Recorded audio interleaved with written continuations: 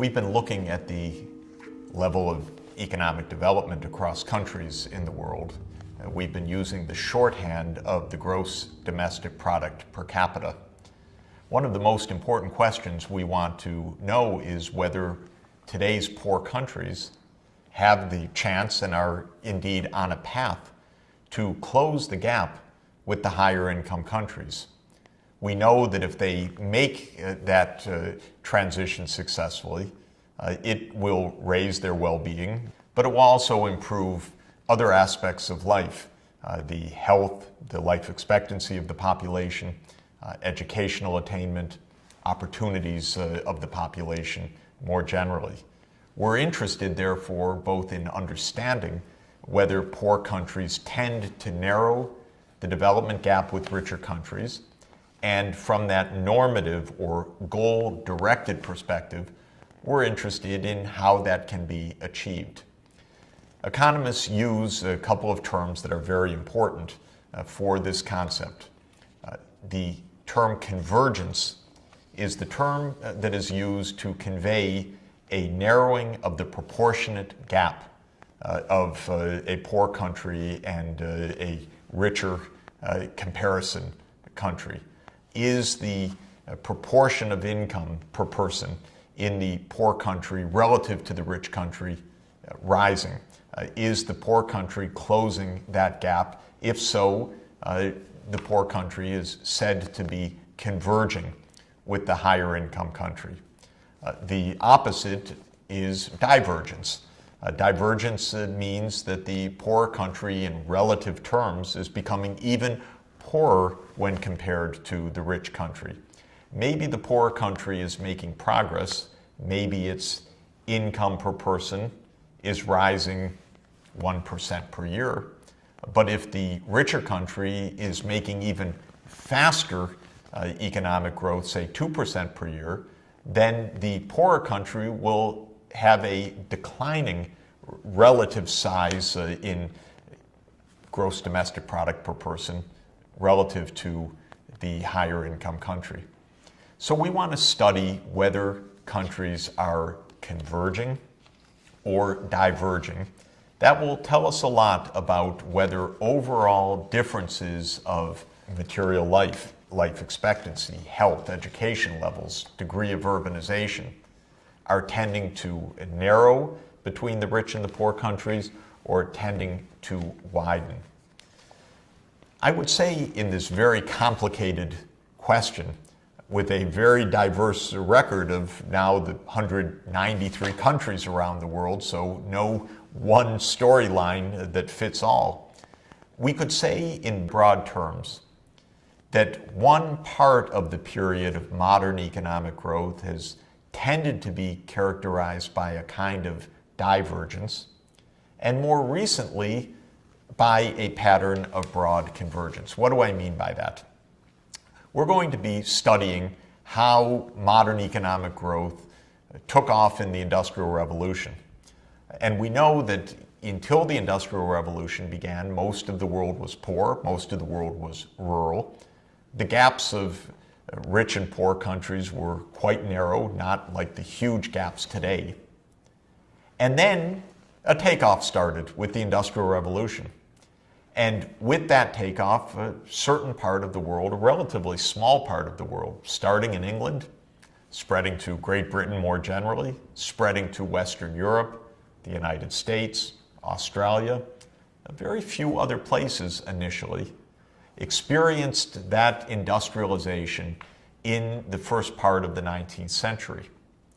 Most of the rest of the world remained poor and rural, and the overall process was one of divergence. The rich were becoming richer because they were industrializing. The poor were like they always were, eking out a survival in peasant farming in most of the world, relatively untouched by the new inventions of the steam engine or the railroad or the telegraph or the other technological advances that helped to set off the process of long-term economic growth. One could say that the rich were getting richer and the poor were kind of stuck at the bottom, and the relative gap between the two was tending to widen. Then came a huge political phenomenon, and that is the phenomenon of imperialism. Because as Western Europe became industrial and quite powerful, it took political control over more and more of the world. We'll see that the British Empire spanned the world. We'll see that other European powers took on more and more imperial possessions, notably in Africa and in Asia. This, I think, was a big setback to the potential of convergence. Because when countries are dominated by other countries, it's very hard for those who are in that subservient position politically to undertake the kinds of steps, improving the infrastructure of the country, raising education levels that are crucial for achieving economic development. And often the imperial masters are not so interested in the economic development of their possessions. Rather, they're interested in taking out as many of the resources of those countries as they can for the development of their own home industries. I think it's fair to say that from the period of around 1850 to 1950, the world was broadly characterized by economic divergence, where a few parts of the world were becoming richer and richer, more and more industrialized, more and more militarily powerful. Other parts of the world were stuck in poverty, and many parts of the world were stuck as the imperial possessions of European imperial powers. Of course, there was much history during that century and two devastating world wars. And at the end of the Second World War, a quite different political dynamic, one very important for global economic development, occurred, and that was the so-called end of the colonial era and the decolonization of countries around the world who gained political independence. One of the bright spots of political sovereignty, of freedom from imperial domination, was the ability of more and more countries to undertake economic development on their own. And many countries, when they got independence, said, hey, we're far behind. Now it's our turn to industrialize. We need to take crucial steps, build roads, build rail, electrify the countries so that electrification provides a basis for industrial development. Attract industry, both domestic and foreign investors, so that we too can experience the process of economic development. And with that massive global political change, and with further technological developments, better transport, better communications, the new information age, that enabled the poor countries of the world to pick up the pace of their economic development. And convergence, that is faster economic growth in the poorer countries, became more of a usual condition than it had been in the years up to 1950. Since the middle of the last century, therefore, the end of World War II, the end of the imperial age, the beginning of economic development in many former colonies, we've seen a tendency towards convergence. And that is enabling more and more low-income countries to join the ranks of the middle-income countries, and middle-income countries to join the ranks of the high-income countries. One of the crucial goals of sustainable development is that all of today's low-income countries, and especially the least developed countries, remember the 50 or so poorest and most vulnerable among the low-income countries, should make that transition successfully through convergence to middle-income status. And most of them, or perhaps all, have the goal of achieving high-income status through their own economic development. One of our key goals is to understand how that process can work and what is it that impedes convergence among some countries. When we look around the world today, we see ample evidence of countries that were once poor achieving very rapid convergence. China is our most exemplary case, an astounding economic performance over roughly 35 years since 1978, when China began many important economic reforms that put it on a path of convergent growth. We also see parts of the world, today's least developed countries, stuck in poverty. We'll call that a poverty trap that is so tight that they are not yet achieving economic convergence.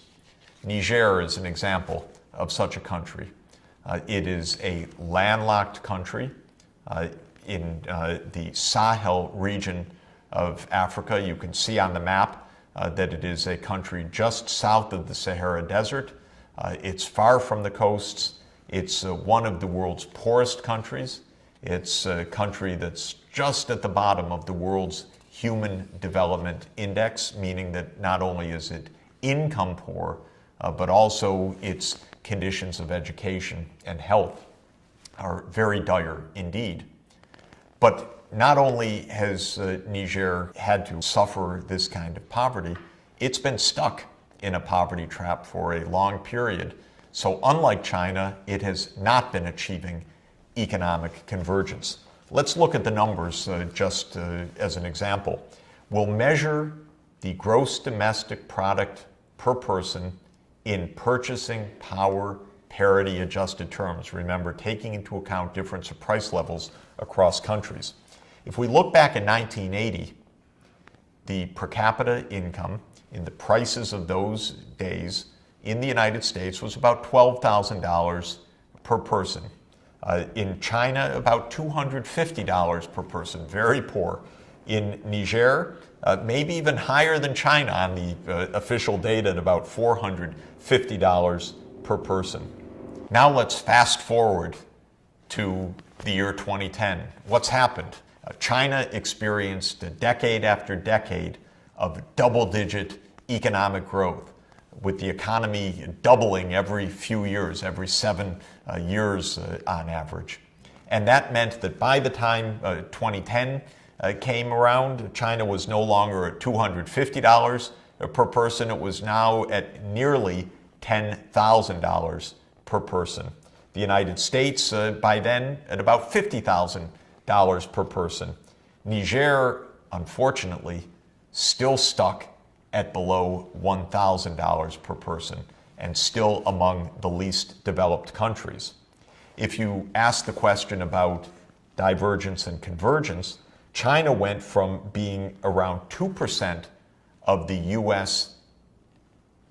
gross domestic product per person to being around 20% of the U.S. gross domestic product per person. Still far below the U.S. income level, even adjusting for price level, but narrowing the gap very quickly.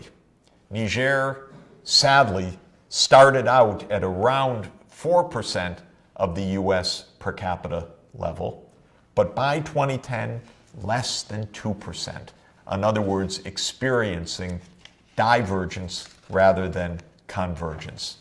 One of our most important objectives in the coming talks will be to examine this process of convergence versus divergence, to try to understand the underlying factors and really to unlock the keys that can help today's poorest countries get on a trajectory of convergence so that they too can have the improvements of material life, improvements of health, education, income per person that we know can be an important component of improved well-being.